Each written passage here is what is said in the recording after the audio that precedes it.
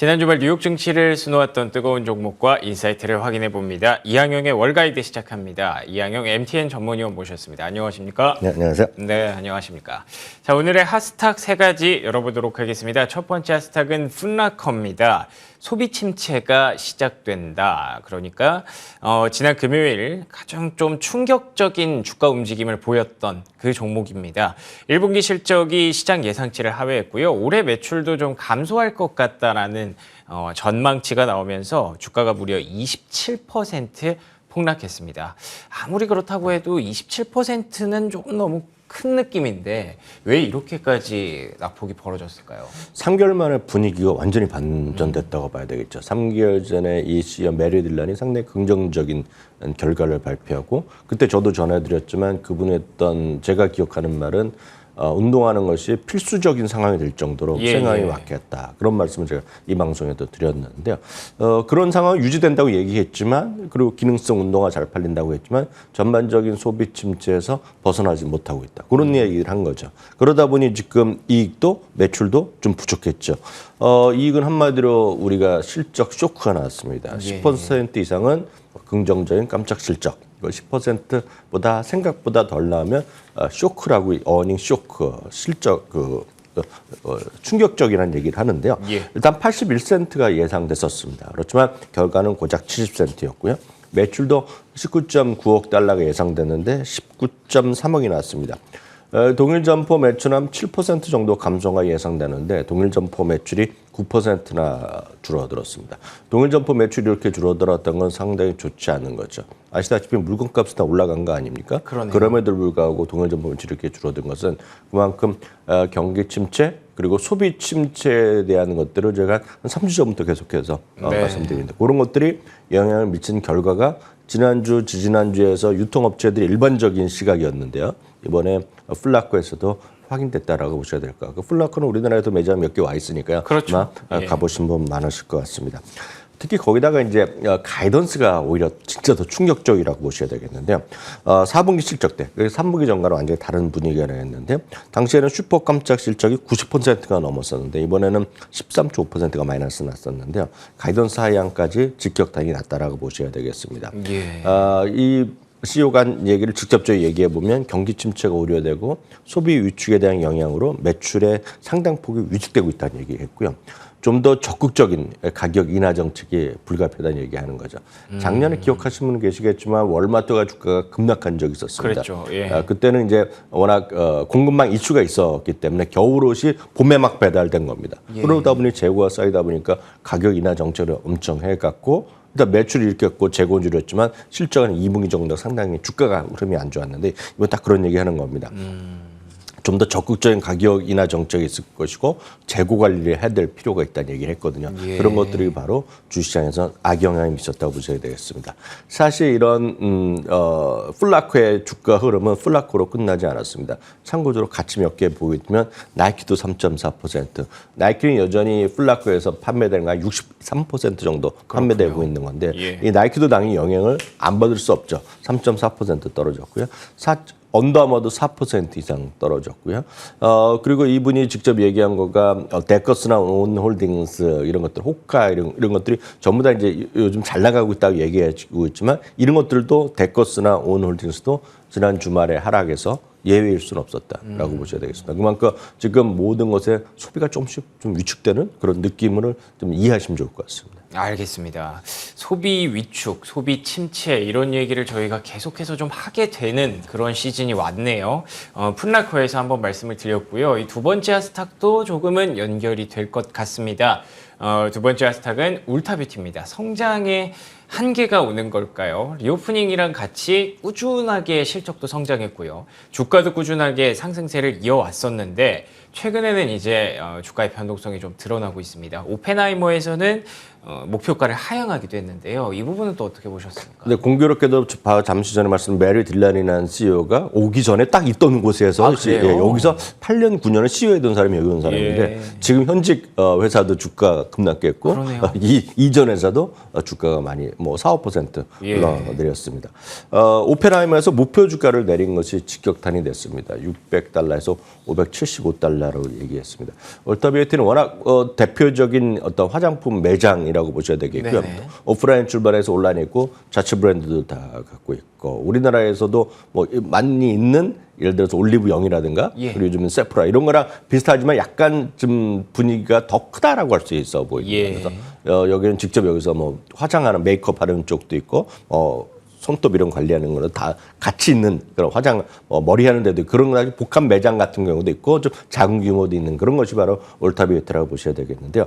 매출은 긍정적으로 성장 기대했지만 전망치는 하향하면서 오펜하이머가 목표 주가를 내려놨습니다. 똑같은 논리입니다. 소비 위축 심리가 증가하면서 그러다 보니 위축되니까 뭘 하겠습니까? 세일을 할 거 아닙니까? 예. 그러다 보니 공격적 가격 인하로 고객들을 눈높이를 빨리 끌어들이려는 노력을 하는 거죠. 울타비트 여전히 그럼에도 불구하고 미국의 10대들에서 가장 인기 있는 매장 중에 하나인 건 분명합니다. 그렇지만 여전히 그들도 소비의 위축에 대한 거기서 자유롭지 않다는 얘기를 하는 거라고 보셔야 되겠고요. 그러다 보니 이익 성장에 한계가 있다라는 전망을 분석을 내면서 오펜하이머가 목표 주가를 내렸다라고 보셔야 되겠고요. 기존 가이던스 정도를 이번에 좀 유지하는 정도에서 만족해야 할 것이란 얘기를 하고 있습니다. 또 하나 이제 울타비트에 대한 걱정거리 뭐냐면 실적 발표가 있는데요. 이번에요. 실적 발표 당시에 주가가 약했던 경험이 있다는 겁니다. 최근 10분기 중 그러니까 최근 2년 반 동안에 7번이나 실적 발표한 날 주가 전후에서 주가가 내렸다는 거거든요. 그러니까 그런 것들에 대한 약간 뭐랄까 경험치가 있다는 것도 애널리스트 입장에서는 부담이었다라고 얘기하고 있습니다. 다만 이제 장기적으로 보면 이게 아주 비싼 화장품들이 아니고 다양한 것들이 좀 폭넓게 이제 있는 그 라인이기 때문에 예. 장기적으로 긍정적 관점 유지하면서 주가 조정 시에 매수 기회하면서 이 업종 내 토픽은 유지하고 있는 것도 이들의 기본적인 시각은 분명하다라고 이해하시면 되겠습니다. 알겠습니다. 목표가는 조금 내렸지만 그래도 장기적으로 탑픽임에는 분명하다라는 얘기 여러분의 투자 전략에도 좀 활용해 보시면 좋을 것 같고요. 자, 마지막으로도 이제 또 역시나 소비주 오늘 스페셜인 것 같습니다. 팝패치까지 한번 확인해 보도록 하겠습니다. 그런데 팝패치는 조금 달랐습니다. 영국의 명품 이커머스 플랫폼으로 알려져 있는데요. 매출이 증가하면서 15% 가까이 주가가 급등했습니다. 손실도 예상보다 좀 적었던 것으로 확인이 됐는데 이 부분은 또 어떻게 해석해야 될까요? 그 팝패치는 또 아시는 분 꽤 많으실 것 같습니다. 우리나라에서도 다 서비스하고 그렇죠. 예, 맞습니다. 아마 저도 이제 보면 팝패치에서 뭐 코드 활용해서 저렴하게 사는 법 등등 해갖고 예. 제가 많이 봤고요. 팝패치는 뭐 저는 이렇게 소비를 안 하는 성격이지만 팝패치는 그 영국에서 출발한 회사인데요. 이게 특이한 거가 일단 명품하면 여성분들 위주로 많이들 형성돼 있지 않습니까? 보통은 그렇죠. 근데 여기에는 팝패치의 어찌됐건 사람들이 몰리는 거는 남성 의류 이런 시장이 훨씬 또 상당히 비중이 크게 잡혀 있어갖고 많은 사람이 남성용 신발이라든가 구두라든가 옷을 살려면 여길 가서 사야 된다는 얘기를 많이 외국에서 하고 있는데요. 그렇군요. 마침 어저께 좀 찾아보니까 국내에서도 그런 얘기를 하는 것들이 커뮤니티에서 얘기를 많이 하더라고요. 하여튼 그런 게 파페치라고 보셔야 되겠습니다. 전 세계 이제 700개 이상의 부티크라든가 브랜드 제품에 좀 같이 이제 이들의 수급을 하면서 같이 하고 있고요. 예. 전 세계 지금 뭐 150개 이상에서 일단 여러분들 주문할 수 있고 받을 수 있는 그런 것이 바로 파페치라고 보셔야 되겠습니다. 이익 나고 있는 회사, 이익 나고 회사는 아니라는 걸 먼저 좀 말씀드립니다. 주당 손실이 전망이 42센트였는데요. 16센트가 적자밖에 안 나가기 때문에 나름 이것도 깜짝 실적이죠. 그렇죠. 다만 잘 나온 마이너스지만 깜짝 실적 분명하다라고 보셔야 되겠고 매출도 5억 1,300만 달러가 예상됐는데 5억 5,600만 달러 나서 긍정적으로 나왔습니다. 아시다시피 전 세계 명품 이커머스로 세계 최대 회사로 지금 발돋움하고 있는데요. 여튼 그런 것들 최근에 시장의 어떤 소비가 나름 양극화되고 있다는 거를 볼 수 있죠. 그래서 중간 단계의 어떤 품목 그런 것보다는 좀 아주 저렴한 거나 아주 비싼 것들 이런 것들이 여전히 좀 잘 나가고 있다는 거죠. 물론 그런 것들이 지금 이런 쪽의 명품 시장에서 핫한 그런 흐름이 계속 이런 온라인에서도 지금 이어지고 있다라고 보셔야 되겠지만 다만 전반적으로 보면 그 명품 시장에서도 명품으로 맡겼던 미국에서 보면 그 방문자 수는 줄어들고 있어요. 아, 그래요? 그건 분명합니다. 모든 어떤 리테일 점포의 방문자 수는 줄어들고 있는 분명하지만 어찌됐건 온라인 통해서 전 세계로 봤을 때 보면 이번에 실적에서도 상당히 긍정적인 나온 것들 일단 보시면 좋겠습니다.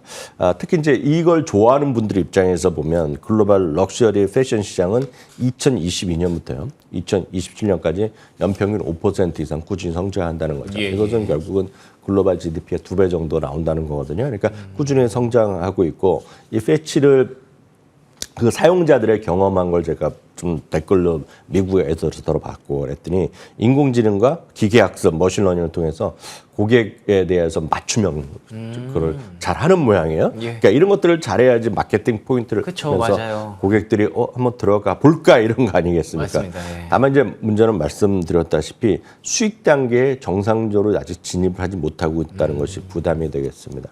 그래서 월가의 시각도 두 곳은 목표주가 올리기도 했지만 또 목표주가를 한 곳도 내렸고요.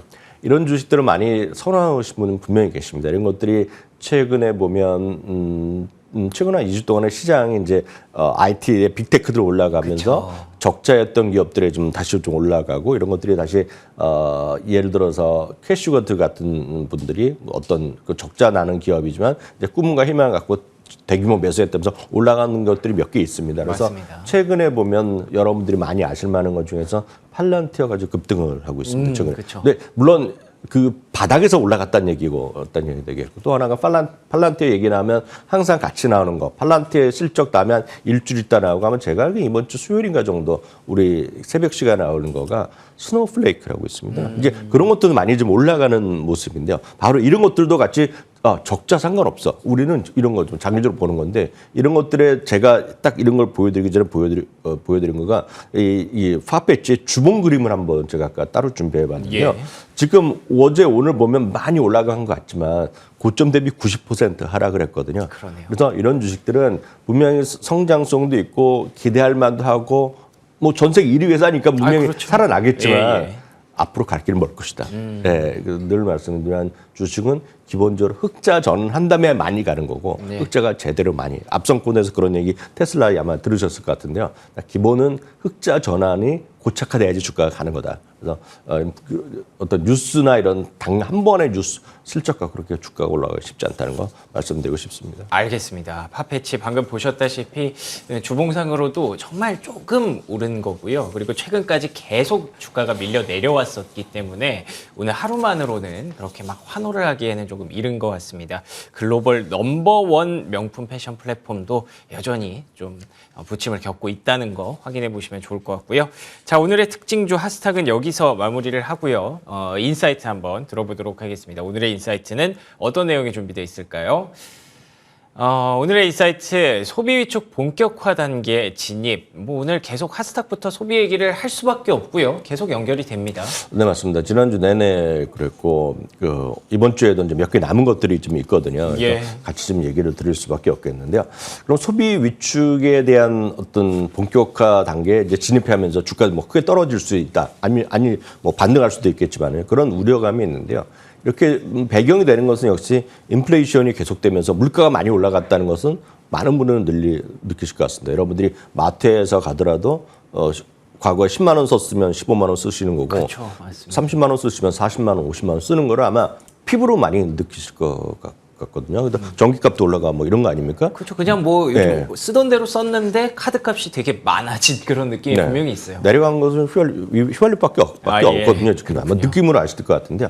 거기에다 이제 미국 같은 경우는 대규모 해고가 지속됐죠. 그런데 그들이 대규모 해고 대부분이 돈을 많이 받던 잡에서 내려왔거든요. 아, 그래요? 그러니까 그 부분이 여러분들 좀 유의를 하셔야 될 거라고 보셔야 되겠습니다. 그리고 이제 그러다 보니 소비 위축의 우려감이 현실화되는 단계로 확인된 것을 몇 가지 볼 수 있어 보입니다. 그래서 다양한 경제 지표 통계로 우리가 보신 것들이지만 오늘 다 집대성에서 다시 한번 보여드리면 좋습니다. 이게 지난주 지난 금요일 토요일이 아니라 지난주 토요일 날 우리 시간 확인해 보셨던 것들이 미시간 대학의 소비자 심리 지수거든요.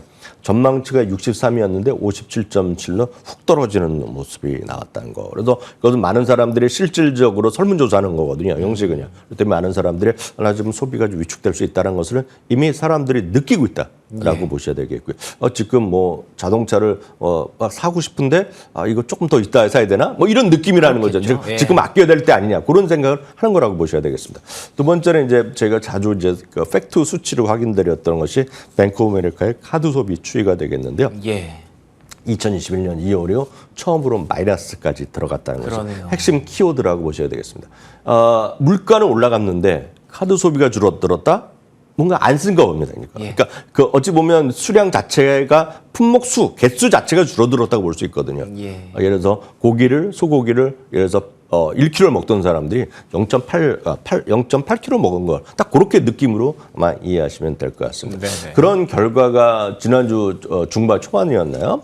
4월 소매 판매가 나왔잖아요. 맞습니다. 네, 근데 4월 소매 판매도 많은 분들이 이제 그 플러스가 났기 때문에 뭐 긍정적으로 보실 수 있었죠. 왜냐하면 0.54%가 플러스가 난 것이 이제 위의 그림입니다. 위에. 그러니까 우리가 발표된 수치가 되겠는데요.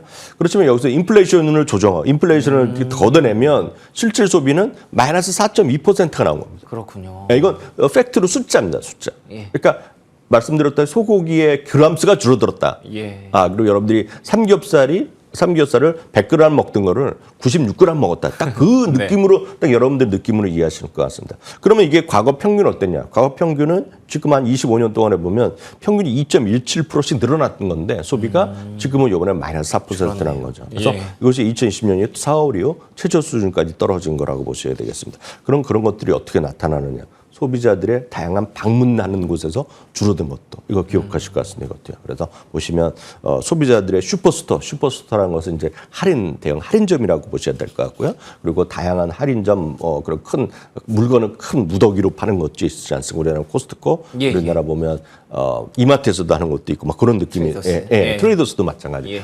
그런 것들을 이제 슈퍼스토어나 홀세일러라고 얘기하고 있는데요. 그런 것들의 방문자 수입니다. 이 그림을 보시면 월마트, 타겟, 코스트코, 샘즈클럽의 방문자 수 자체입니다. 방문자 수. 1월 달에 2월 달은 그나마 타겟이 플러스가 났었는데요.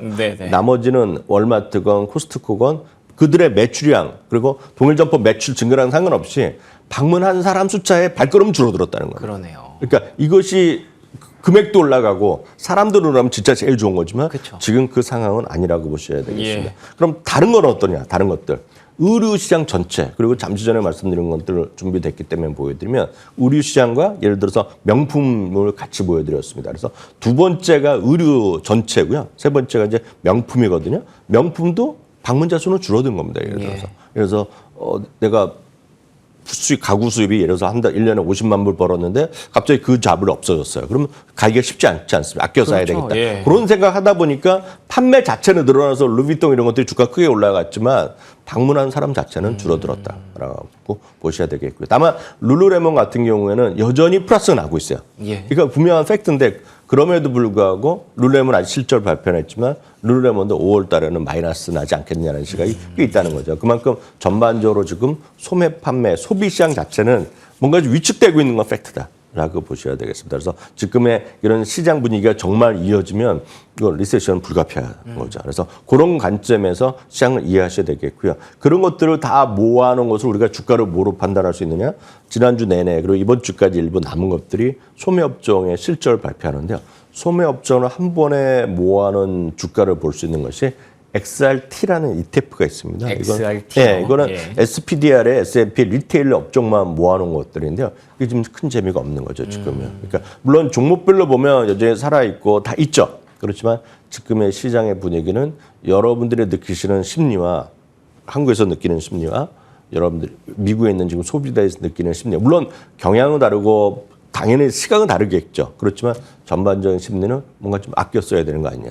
뭔가 좀 줄여야 되는 거 아니냐. 살림살이. 이러면서 좀 겪어내야 되는 그런 것들을 이해한다 그러면 시장이 썩 재밌지 않다 이렇게 말씀드리고 싶습니다. 알겠습니다. 인플레이션 초기부터 가장 걱정했던 궁극적인 문제가 이거죠. 소비가 둔화되고 결국에는 경기 침체가 올 것이다. 그 중심에 저희가 좀 들어와 있는 것 같습니다. 시장은 그런데 조금 더 빨리 움직일 수도 있고요. 뭐 어찌됐든 이런 분위기들을 계속 반영할 수밖에 없으니까 이에 대한 고민도 좀 필요할 것 같네요. 자, 여기서 이항영 월가이드 마무리 짓도록 하겠습니다. 오늘도 좋은 말씀 고맙습니다.